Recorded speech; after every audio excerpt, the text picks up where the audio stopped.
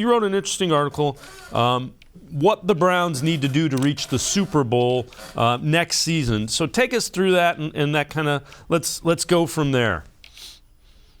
Sure. So first and foremost, the first thing I wrote about was Baker Mayfield. And actually, it's the quarterback play in general. If that's Baker Mayfield in 2022, then okay, we're going to have to get on board with it.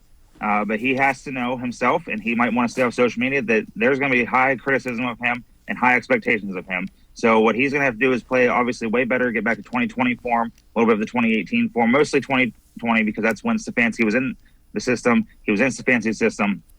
But if it's not Baker Mayfield, that play has to be upgraded with whoever it is that they go out and attempt to get. And as Mary Kay mentioned earlier, they have to at least explore the options. If they feel there's someone that is going to be better quarterback for this football team than Baker Mayfield, they have to explore every option they can to get to that point. And if it's not, if they feel that, they look through it and trade scenarios don't happen and free agents don't happen, then you run it back with Baker and you know sort of what you're going to get, but sort of not really what you're going to get. And like you just said, it is schematically, things go schematically wrong and whatnot. But a lot of people criticize Stefanski for that, but he had a lot of receivers open. Baker missed a lot of open receivers, and he's oftentimes a one-read quarterback.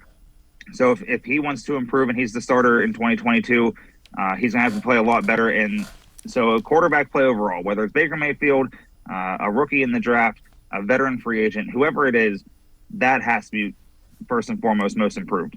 Now, second thing you had was revamping the wide receiving core, and I agree with you wholeheartedly. There wasn't a number one. Landry was banged up.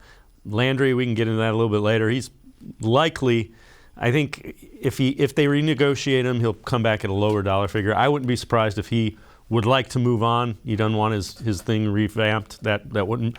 Either way, the passing game has to be significantly better. That was the biggest difference between the teams that were in the playoff and the Super Bowl and the Browns.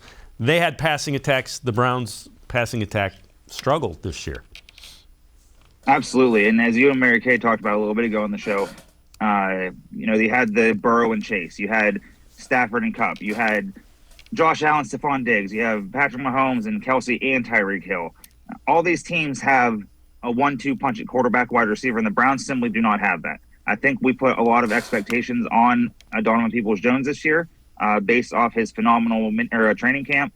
And yes, he should have high expectations, but he didn't live up to those. And that's not all his fault. But as Mary Kay alluded to, he did not play up to his potential down the stretch. But we have to get better on the outside. Have to have guys who can beat coverage. Because if you look at a lot of Browns game, a lot of guys just play us straight up and they're like, okay, you're not beating us, so we're just going to stand by you and hopefully pick off Baker or force a turnover another way.